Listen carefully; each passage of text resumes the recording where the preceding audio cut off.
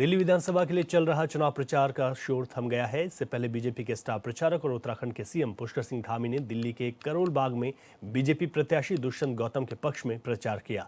जनसभा के बाद रोड शो के जरिए सीएम ने जनता से दुष्यंत गौतम के पक्ष में वोट करने की अपील की है।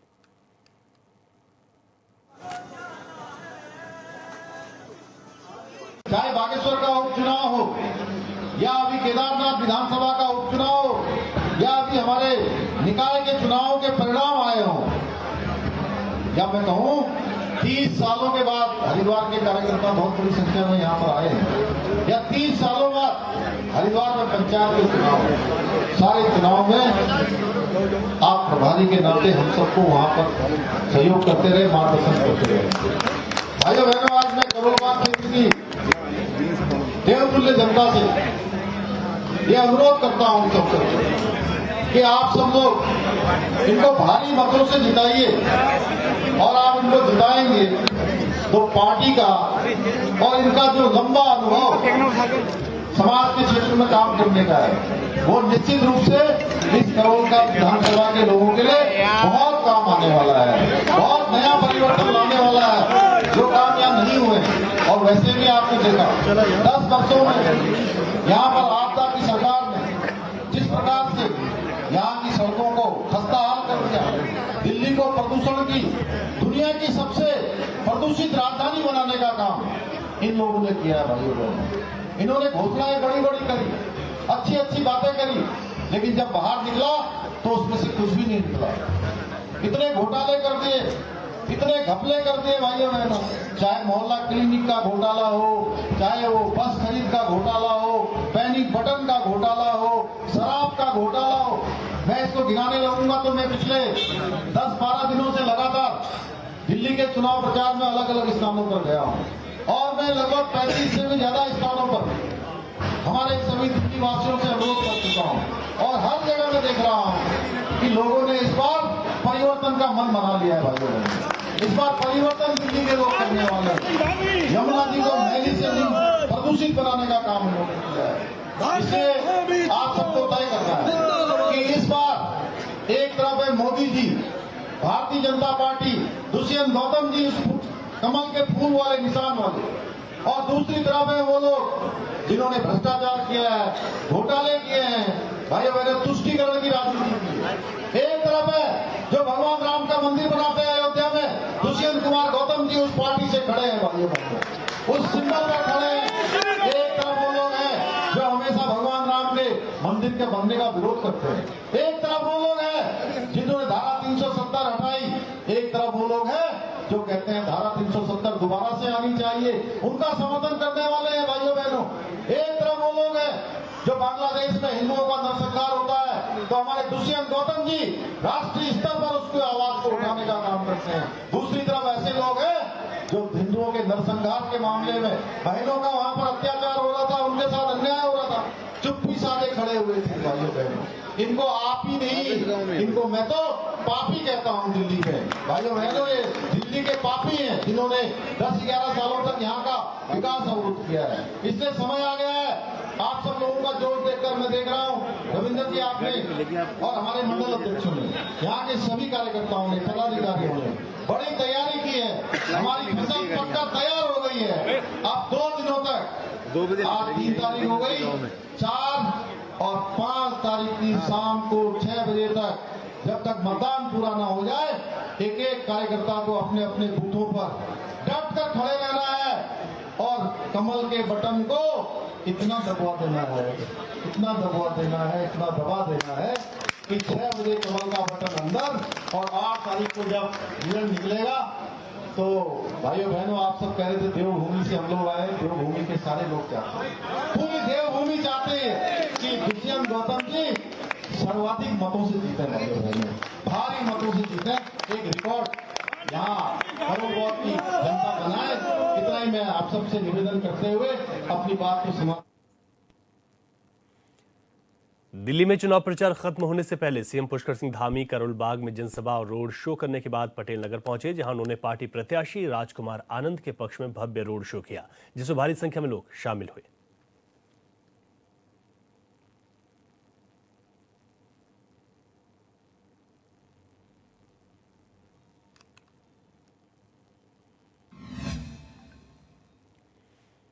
2025-26 के लिए केंद्रीय बजट पेश हो चुका है, जिसके बाद अब राज्य सरकार अपना बजट लाने जा रही है। बता दें कि उत्तराखंड में फरवरी महीने में बजट सत्र होगा, जिसको लेकर तमाम तैयारियां की जा रही हैं।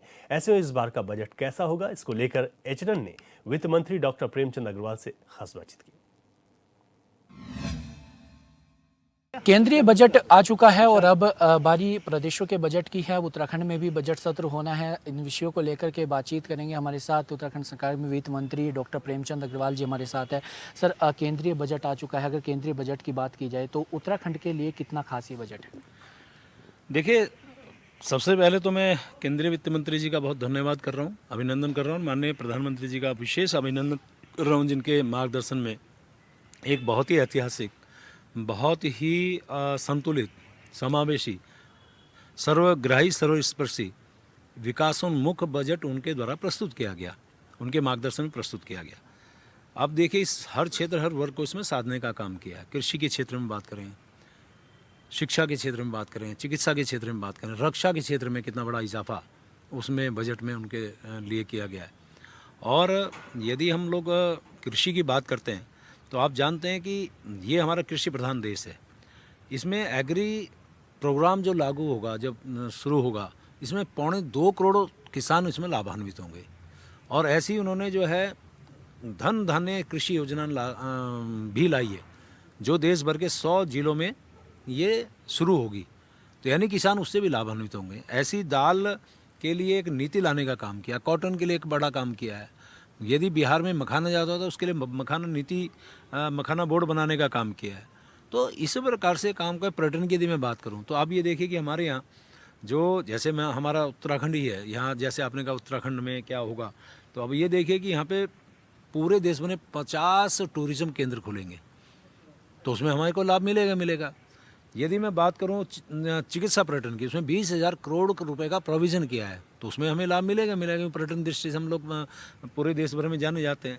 125 शहरों के लिए यहाँ उड़ान योजना को, हवाई उड़ान योजना को इसमें उसके लिए प्रोविज़न किया, तो हम उसमें कहीं ना कहीं जुड़ेंगे। तो ऐसी एक जो बड़ी बात मैं कह रहा हूँ, जहाँ तक आपने हमारे उत्तराखंड के परिप्रेक्ष्य में जितनी ये चीज़ें आई है, जो भी प्रोविज़न हुए हैं, उसमें हमारे उत्तराखंड तो कहीं ना कहीं जुड़ ही रहा है, आ ही रहा है।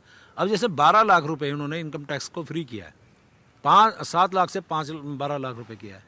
अब आप देखिए कि कितना बड़ा काम किया कि 1 लाख, 2 लाख इतना कभी बढ़ता था, तो 5 लाख का इजाफा कोई छोटी ये राहत नहीं है हमारे, चाहे वो वेतनभोगी हों, चाहे वो जो अन्य लोग भी हों, जो 12 लाख रुपए वार्षिक जिनकी इनकम होती है। तो मेरे प्रदेश में कितने सारे लोग उसमें जुड़ेंगे, मेरे प्रदेश को क्यों नहीं उसमें लाभ होगा।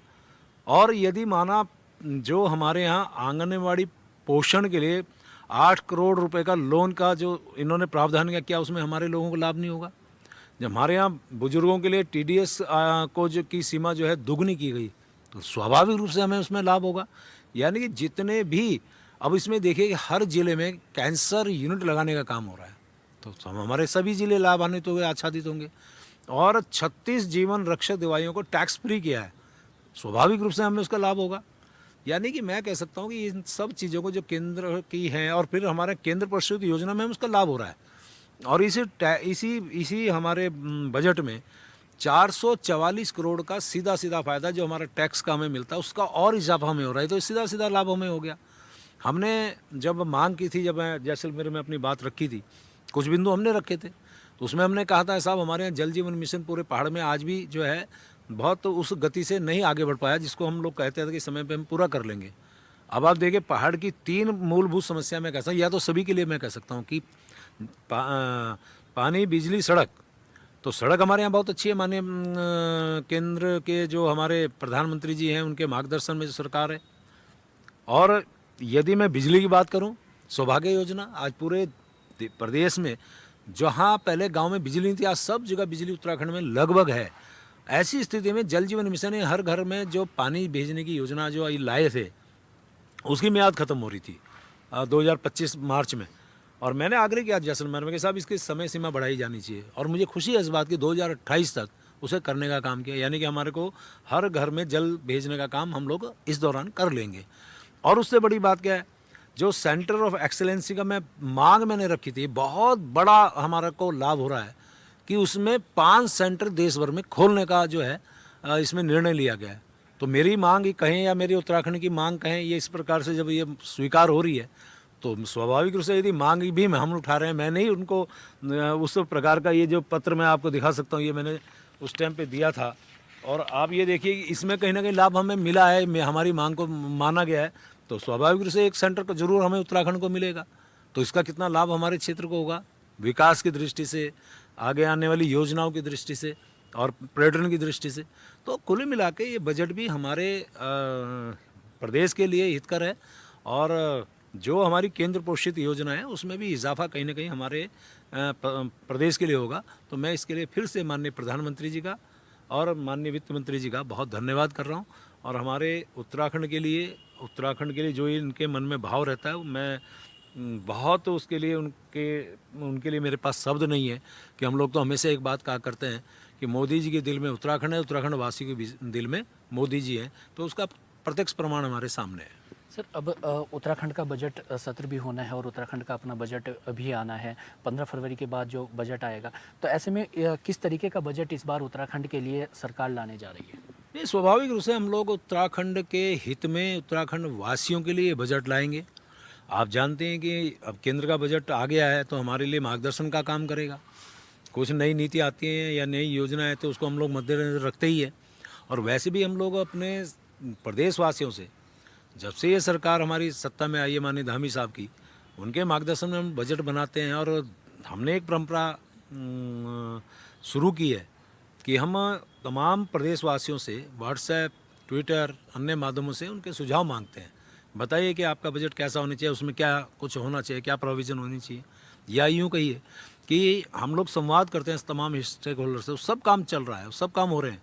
अभी हाल ही आपने देखा होगा 31 जनवरी को मैंने तमाम स्टेक होल्डर से, वो पर्यटन से संबंधित होंगे, होटल व्यवसायी होंगे, चार्टर्ड अकाउंटेंट होंगे, महिला होंगी, व्यवसायी होंगे, या कृषि के क्षेत्र से होंगे, उद्यान के क्षेत्र से होंगे और शिक्षा के क्षेत्र से होंगे, इन सब के साथ ऐसे 10 विभिन्न क्षेत्रों के साथ पूरे प्रदेश भर के हितधारकों से मैंने बैठक की है, सुझाव लिए हैं।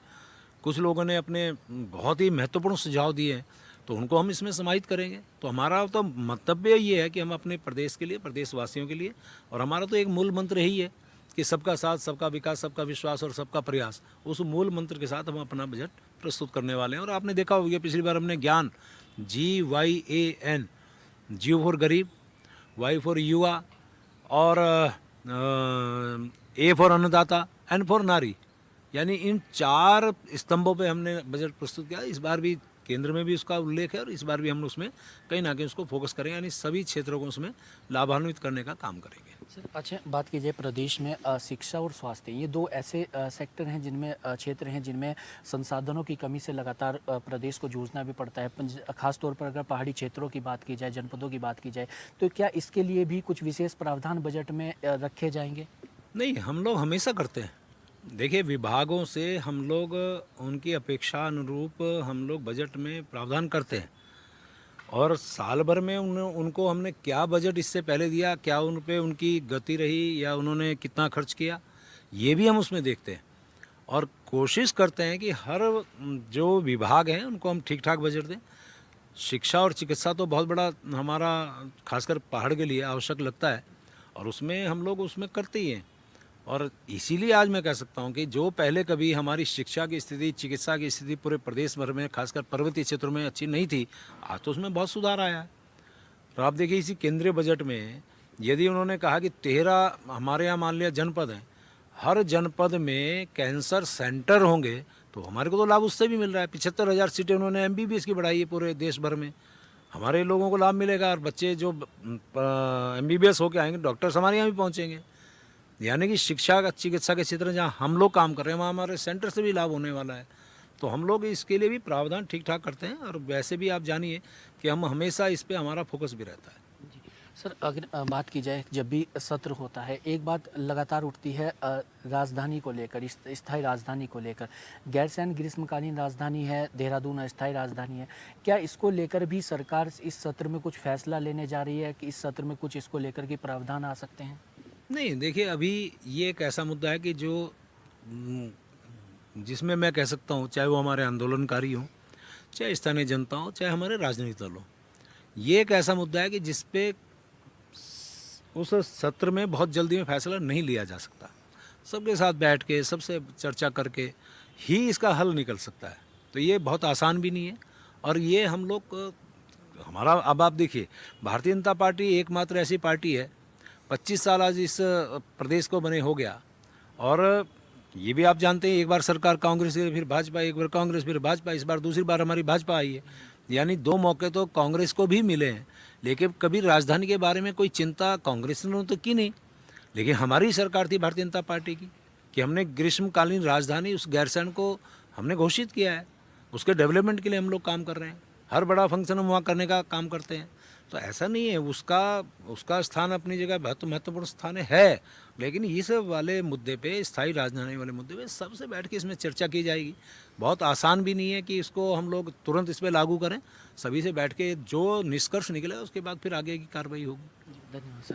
तो ये तो हमारे साथ वित्त मंत्री डॉक्टर प्रेमचंद अग्रवाल जी और बजट्स को लेकर हमने इनसे बातचीत की है और इस बार का बजट इन्होंने कहा है कि सभी क्षेत्रों के लिए बहुत ही ऐतिहासिक बजट जो है इस बार आने वाला है। तो ऐसे में सभी को से सुझाव भी लिए जा रहे हैं। तो ऐसे में इस बार उत्तराखंड का बजट कैसा रहेगा, किस तरीके का बजट आता है, यह चीज़ें देखने वाली होंगी। अपने सहयोगी अनिमेश सजवान के साथ मैं अरुण सैनिया, चैनल 24/7 देहरादून।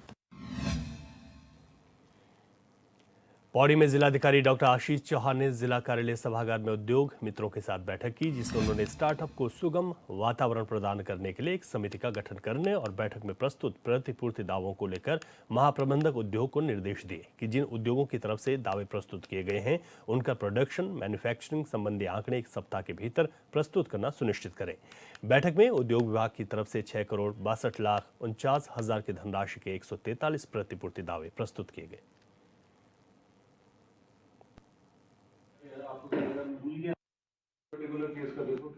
कि आज की जो बैठक है उसमें एक कमेटी हम लोग बना रहे हैं जिसमें हम स्टार्टअप्स को के लिए एक अच्छा इकोसिस्टम जो बनाया जाए ना, तो उस क्रम में शासन के निर्देशों के अनुपालन में हम लोग एक कमेटी भी बना रहे हैं। प्लस सिडकुल से रिलेटेड मल्टीपल इशूज़ थे, उन पे भी डायरेक्शन लिए गए और उसके साथ में 143 जो हमारे उद्यमी हैं उनको लगभग 6,62 लाख रुपए की जो सब्सिडी दी जानी, उसमें मेरे द्वारा GMDIC से कहा गया है कि जो डिटेल्स हैं उनकी अभी तक की प्रोडक्शन की और इलेक्ट्रिसिटी कंजम्पशन और उससे रिलेटेड फर्दर डिटेल्स मांगी गई है। जल्दी ही उनको ये ब्याज की जो राशि है। लोहाघाट में भीषण पेयजल संकट से लोग परेशान हैं। यहाँ लोगों को 4 से 5 दिन में भी नामात्र का पानी मिल रहा है, जिसको लेकर जनता में जल संस्थान के प्रति भारी आक्रोश है। निकाय चुनाव में बीजेपी प्रत्याशी की रिकॉर्ड जीत का आधार ही नगर की पेयजल समस्या को तुरंत समाधान करने का था, लेकिन ऐसा कुछ भी होता दिखाई नहीं दे रहा है। लोगों का साफ कहना है कि जल संस्थान पेयजल के लिए लोगों को परेशान कर मुख्यमंत्री की छवि को धूमिल करने की कोशिश कर रहा है। लोहाघाट में जन आक्रोश के चलते आंदोलन कभी भी हो सकता है। देखिए सर, सबसे पहले तो ये बहुत बड़ी बात है कि जनवरी महीने में इतनी भयंकर किल्लत आज तक वो पिछले इतने सालों में आज तक हमने पहले कभी नहीं देखी। और इसका मतलब ये है कि अगर ऐसी स्थिति रही तो मार्च अप्रैल आते आते तो हमें 10 दिन में, 12 दिन में, 15 दिन में एक बार पानी मिलेगा, वो भी 30-40 मिनट पानी मिलेगा। मेरा कहना तो ये है कि देखिए सर, जो यहाँ टैंक बने हैं, जो इनका स्टोरेज टैंक है, वो आज से 40-50 साल पुराने टैंक है। मुझे तो लगता है कि इन्होंने टैंकों पे काम करना चाहिए। पानी तो है ही, पानी अगर मान के चलिए, अगर इनके टैंक और बड़े होंगे जिस हिसाब से आज है, उसकी कैपेसिटी और बढ़ेगी तो कहीं ना कहीं पानी स्टोरेज ज़्यादा होगा, तो लोगों को पानी डिस्ट्रीब्यूशन भी उसी हिसाब से होगा।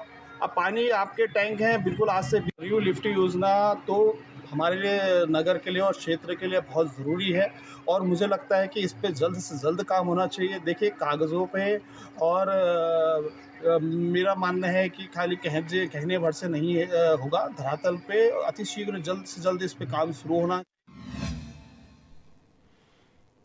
उधम सिंह नगर के जिले के किच्छा में बाल कटवाने सैलून में गई एक नाबालिग के साथ छेड़छाड़ करने का मामला सामने आया। पुलिस ने आरोपी नाई अकरम को पॉक्सो एक्ट के तहत गिरफ्तार कर जेल भेज दिया। दरअसल एक नाबालिग बालिका अपनी मां के साथ बाल कटवाने सैलून गई थी। इस दौरान जब मां सैलून से बाहर गई तो बाल काट रहे आरोपी अकरम ने बच्ची के साथ अश्लील हरकत कर दी। बच्ची की मां की शिकायत पर पुलिस ने आरोपी को गिरफ्तार करके जेल भेज दिया है।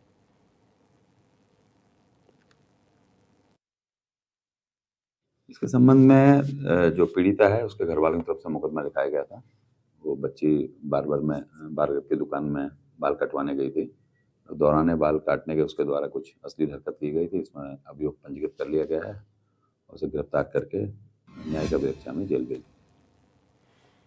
चमोली में पूर्व नगरपालिका अध्यक्ष पुष्पा पासवान ने जिला चिकित्सालय गोपेश्वर में पल्स एनीमिया महाअभियान का शुभारंभ किया। मुख्य चिकित्सा अधिकारी डॉक्टर अभिषेक गुप्ता ने बताया कि चमोली जनपद में 112 एनीमिया जांच केंद्र, 12 उपचार इकाइयां स्थापित की गई हैं, जिसमें गर्भवती महिलाओं को एनीमिया की जांच, गंभीर एनीमिया से ग्रसित महिलाओं का इलाज, रोकथाम के उपाय के संबंध में जानकारी दी जा रही है।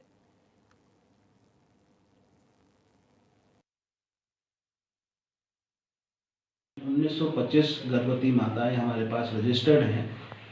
उनकी एएनएम सेंटर पर एएनएम द्वारा हीमोग्लोबिन की जांच होगी।